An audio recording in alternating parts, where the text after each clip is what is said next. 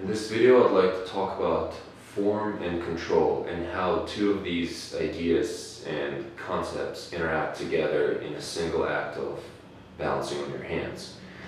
So on one hand, we have the form. Whatever it is we're doing, this is the visual representation, is what it looks like. This is how other people perceive it. So in a way, you could argue that form is a more pleasant experience for the outside observer because everything is done in a way that satisfies the eye that looks upon it. Even though the appearances are important, the form has a function, and that function is to help you control something better. So on the other hand, we have control. It's the very ability to execute the element. It doesn't matter how exactly we do it.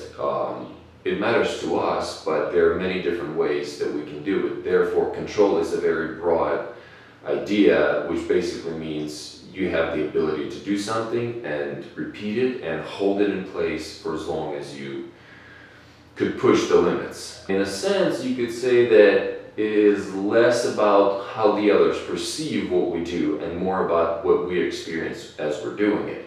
And so these two parts, they're not separate. Control and form, even though I talk about them separately, but they're mutually cooperative concepts. Some people have more strength than others, therefore they can power through a lot of different drills and poses in a way that you wouldn't dream about. So certain things that are not accessible to me due to my proportions are an everyday reality and a given to somebody else with a different body type.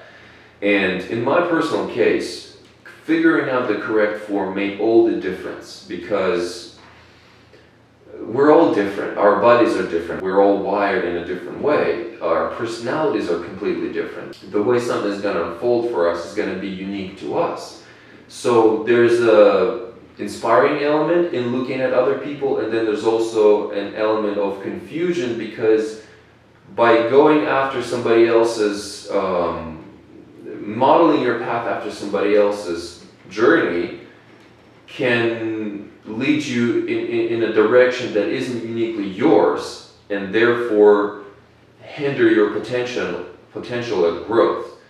The form helps you obtain even greater control, which is what you're striving for already, in a more graceful, more precise, more effortless way. Because by achieving specific alignments, we are reducing the need for extra effort. There is an effort and strength and endurance that comes into pretty much anything you do in handstands, but you have some people, their legs would be all over the place, their chest is open, but it doesn't matter because in their own way, this is their freedom, this is their best way of doing something.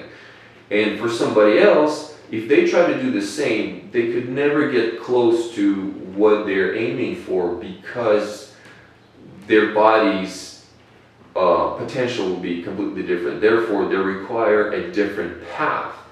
It's important to see the bigger picture, and then it's important to know the craft and understand the details. And too much detail right away is going to scare us. We're not going to be able to handle the vastness of what we're trying to achieve. We need to start from afar, from a very general place, and then be honest with ourselves and get really, really, really precise with everything we're doing. The further we go, the more precise we get, and the better it'll be for your self-esteem and for anyone else witnessing what you're doing. And the clearer you are about what it is you're doing, the more confident you can be that you will not stay in the same place.